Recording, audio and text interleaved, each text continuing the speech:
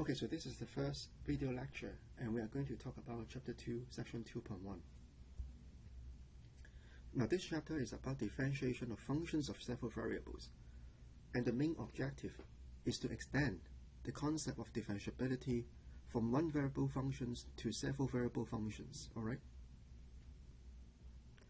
Now, motivated from single variable functions, everybody knows that the central idea behind the process of differentiation is linearization.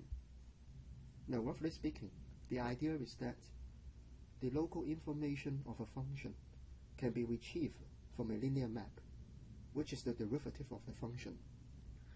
And in the case of one variable functions, the linear map is given by this number, which is the derivative of the function f at the point A.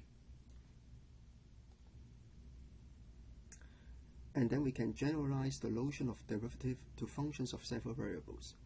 And here it is. Now, a function f from Rn to Rm is said to be differentiable at the point A in Rn if there exists a linear map L from Rn to Rm satisfying this equation 2.3. Now, note that this equation looks almost the same as in the case of one variable functions, except that we are not using absolute values in the numerator and denominator, and instead we are using norms in different Euclidean spaces. Now, here I would like to add a remark concerning the two norms appearing in this equation. Now, the one in the numerator refers to the norm in Rm, well, because everything inside is an element of Rm. Whereas the one in the denominator refers to the norm in Rn because h is a vector in Rn, alright? Now, in case there is such a linear map L satisfying equation 2.3, then we will call this L the total derivative, or simply the derivative of the function at the point A, and we use this notation dfa to denote this linear map.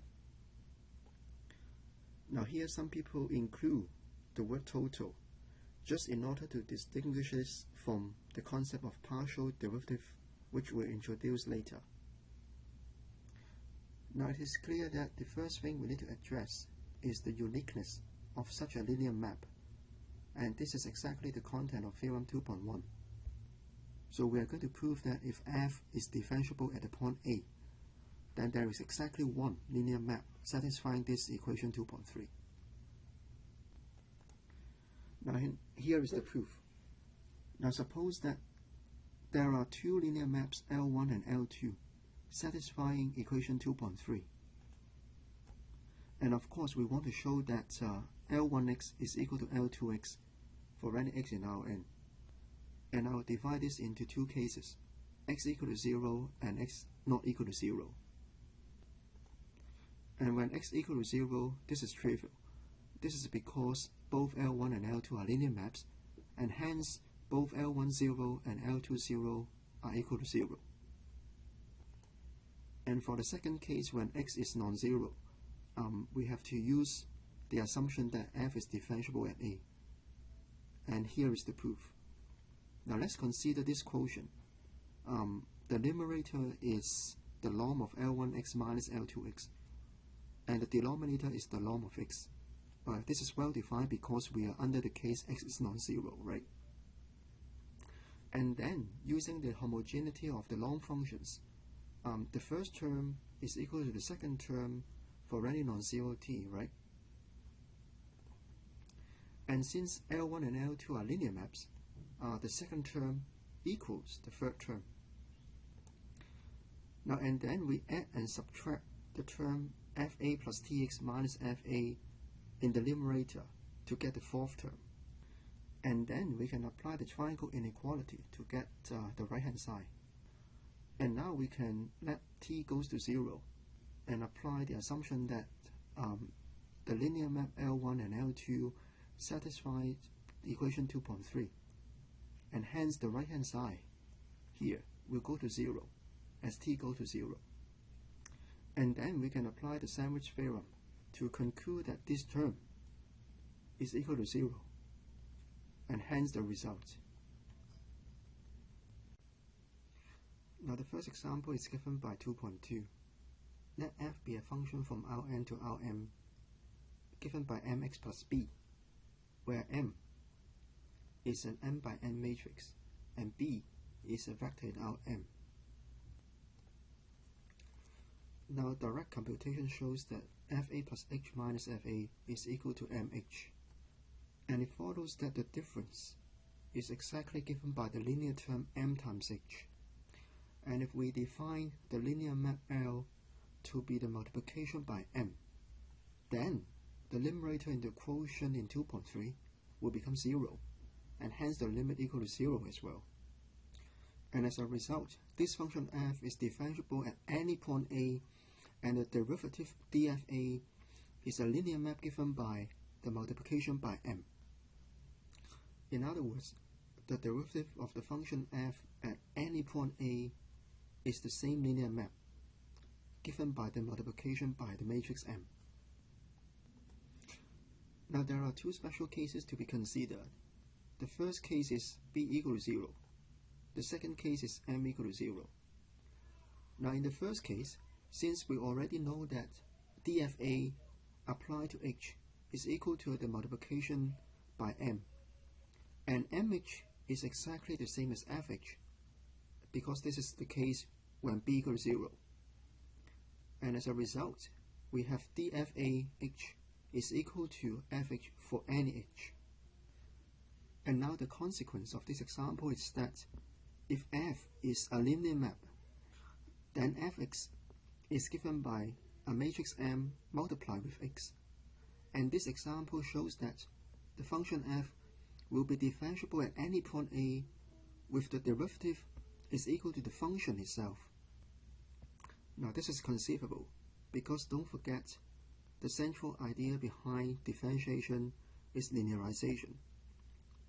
And in this special case when f is a linear map, it is not surprised that the linearization of the linear map is the linear map itself.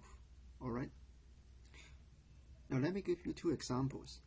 The first one is given by the identity map from Rn to Rn. And it is clear that this is a linear map, right? Now by the result of 2.2, we know that such a linear map must be differentiable at any point A, with the derivative at any A applied to h is just the same as the function applied to h for any h. Now and here is the second example, given by the ith projection function, and we use pi I to denote such projection function from Rn to R. Now this function simply maps a point in Rn to its ith coordinate, alright? And now it is not hard to see that all these kind of projection function must be linear. And apply the result of 2.2 again, we can conclude that all these projection functions must be differentiable at any point A, with the derivative at the point A applied to h is the same as the function applied to h. Now for the second case when m equal to 0, and that means f is a constant function. And in this case, we know that f is differentiable everywhere with the derivative equal to the 0 map. Okay? Okay, so next we'll prove theorem 2.3, which tells us that differentiable functions are Lipschitz continuous, right? And it says that if f is differentiable at A, then there exists a delta and a positive constant c such that this inequality holds for any h in Rn with log of h less than delta. Now here's the proof. Now since f is assumed to be differentiable at A, there exists a linear map L satisfying equation 2.3, which is this one, right? So we add and subtract this term here, and using the triangle inequality, we'll get this one on the right hand side. Now this term, of course, appears in the numerator of equation 2.3. And now we use the differentiability of f at A. Equation 2.3 tells us that the limit of this quotient will be 0 when h tends to 0. And then we can apply the epsilon delta argument with epsilon equal to 1, for example, to get this inequality for any h with norm less than delta bigger than 0. And then if we move the denominator to the right hand side, we will get this inequality. Now here we note that we allow h to be 0 as well, because in such case both left hand side and right hand side will be equal to 0, and then we'll get equality. Alright? Okay, now that means this term will be less than or equal to norm of h for any h with norm less than delta. And hence we have this term will be less than norm of h plus the norm of LH for any h with norm less than delta. Now since L is a linear map, we can apply a result from tutorial 1 question 4 to get that the norm of LH will be less than or equal to the norm of L times norm of h. And finally we can factorize this to get the last term. And then this is a positive constant, 1 plus norm of L. And hence we complete the proof. Now corollary 2.4 is just a direct consequence of theorem 2.3 because Lipschitz continuity implies continuity. Alright?